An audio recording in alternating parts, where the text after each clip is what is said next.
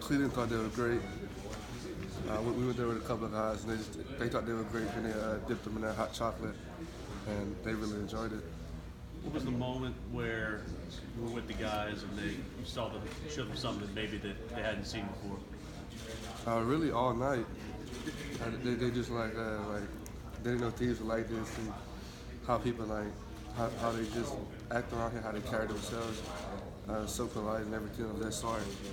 And just last night, we went with a couple of guys to Felix, the restaurant, and they had gumbo for the first time, jambalaya, and etouffee. And like for them to never have that, it was just mind blowing because that's something we take for granted to eat all the time here. Make you proud? Yeah, they really loved it. Didn't disappoint them. We had to wait maybe like 45 minutes, but they were all happy. And it was like it was worth the wait. Is it fun for you to be the tour guide for these guys down here? Yes, sir. It is, but sometimes you don't know the question and everything. So they actually, I just kind of put my phone to the side and do a little research. But for the most part of it, yeah, it's been a fun experience for me just showing them around. Can you describe what that meeting was like with Coach Elliott, that first meeting you had in your coach's office back in Jennings? Coach E, well, the first time he came, there was other schools there. At first we was all in the room, and he wasn't really saying much. But then we all went one-on-one, and he just he just didn't really say much, but he gave us a perspective of the program and told us that Clemson sells itself. He didn't really have to say much about the program, and that I should come check it out, and if I do, I'll love it. And that's exactly what happened. Is there anything about Clemson that kind of reminds you of home, reminds you of Jennings? Yes, sir. Just people, how close-knit people are, and just how things are ran around there, and it just reminds me of home. How about the ticket request? Who's handling that for you, and how many do you think's coming now that we're getting close? Well, I looked at it yesterday. I think it closed yesterday at 9, so I looked at it and I had like 23 people coming. And so everyone's going to be there. Everyone's going to be at the game cheering me on. I just can't wait. What's it going to be like for you to walk out on that Superdome turf Monday, knowing you're getting ready to play so close to home in that stadium? It's just going to be a surreal experience. It really hasn't dawned on me yet how big of a deal it is, but I think later, after it's over, I'll really realize how big it was and just the impact I had, the impact that I can have on the game, and just the things of that sort, and just when everybody's watching me and me being from here just makes it, just puts a cherry on top. Was Clemson the last school to offer you? Yes, sir.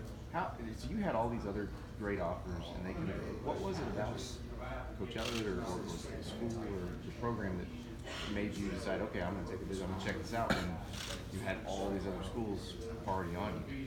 Well, I was looking for like a balanced offense, a good program, a program that do it the right way, and that constantly recruit good players because you always want to put yourself, you're going to play with the best, and just they push you to be better. And just Clemson coming in at that time and me not knowing what I want to do, just kind of shed light on the situation. You know what I mean? I took my visits from there and I just really liked it, and it was the best option for me. How did Dabo sell your grandmother? He met with her, right? Yes, sir. How did he? He sold her honestly by just being himself, just doing the normal things he do, just talking with her, engaging in conversation with her, and just being the genuine person he is. She really loved that. And she could tell that he was being genuine. He wasn't just put on the front just because he was there, and she liked that.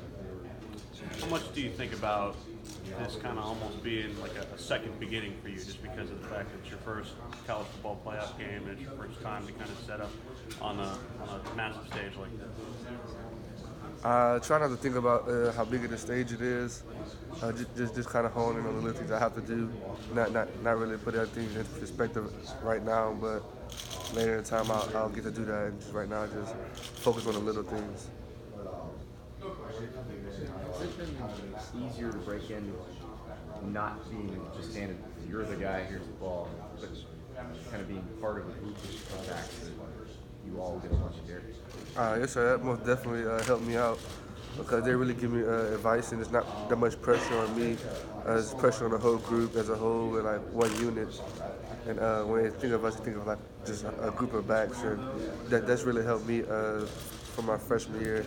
Each of us being able to do things differently than the other, and some doing things better than the other has really helped me. And that they really like just took me under their wings and just showed me, just like took me under their wings and just showed me the things to do.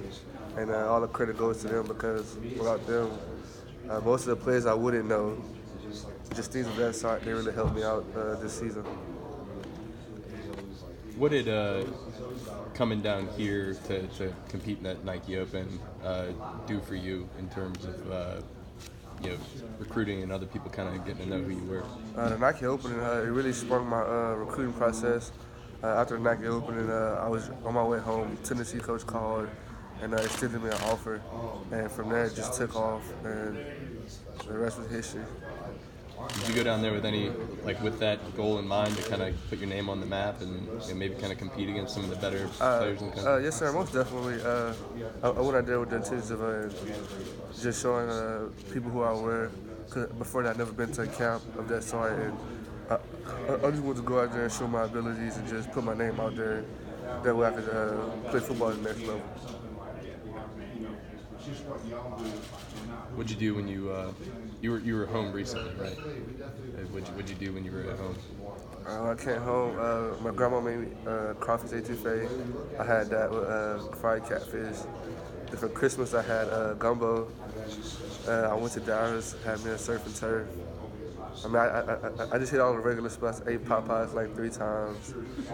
I mean, I just hit all the regular spots. Just my dad was just so mad at me because I was eating so much, but I mean, I had to get it all in.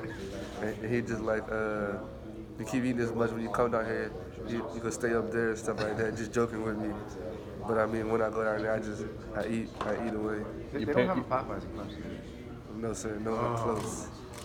Your parents send food home with you when you go? Yes, sir. Yes, sir. They sent frozen food with me. They sent some shrimp stew with me. I mean, but I ate that in like within a week, so it don't really help. What is your favorite? When you come home, what's the first thing you want? Well, it depends on what time of year it is. I mean, when it's cold like it was, definitely want gumbo. But when it's nice and sunny outside, I need me some crawfish etouffee, a side of fried catfish. What was the experience like getting to Clemson and kind of having to earn your spot? And kind of you had a really strong camp, right? So was that what was that experience like coming up and showing that you were capable of doing that? When I got to Clemson, I mean, nobody knew who I were. I was just a new kid, late recruit. I didn't really know the recruits well. So me getting there was just I was trying to like sell them on me, I guess, just trying to fit in. But once I really just got past that, it just was being myself. Things really start working out for me. And just once fall camp hit, just us hitting it off on the field and off the field, and me just creating that bond with my coaches, just being coachable, being able to listen to the things they tell me and be able to fix that, really helped me out. Travis, not a lot of teams can run at Alabama. I mean, do you take that as a challenge? Do you like that challenge of going up against a team that not many teams have ever run well against? Yes, sir. Most definitely. I watched a lot of LSU and Alabama games, and for a couple of years, I mean, Leonard couldn't get over 100. Really didn't do much. Kind of ruined his Heisman campaign, but for a running back, that's what you want to go against, because nothing is given, everything is earned. So if you do have that good game against Bama, everyone knows that you earned it and that it wasn't given to you. And I think for a running back, that's every running back's challenge. When you look at their defense, what's maybe the most challenging part of their defense? In the trenches, the defensive line, then their backers are really great. I mean, looking at Bama, the whole defense is a challenge. Honestly, they're all great athletes, great players. I mean, it's going to be a hard-fought game, and you have to bring it every play.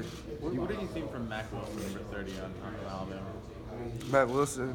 Well, I have one story about Mac Wilson. I was watching the game last year versus Texas A&M, and on kickoff, I think he knocked the guy's tooth out.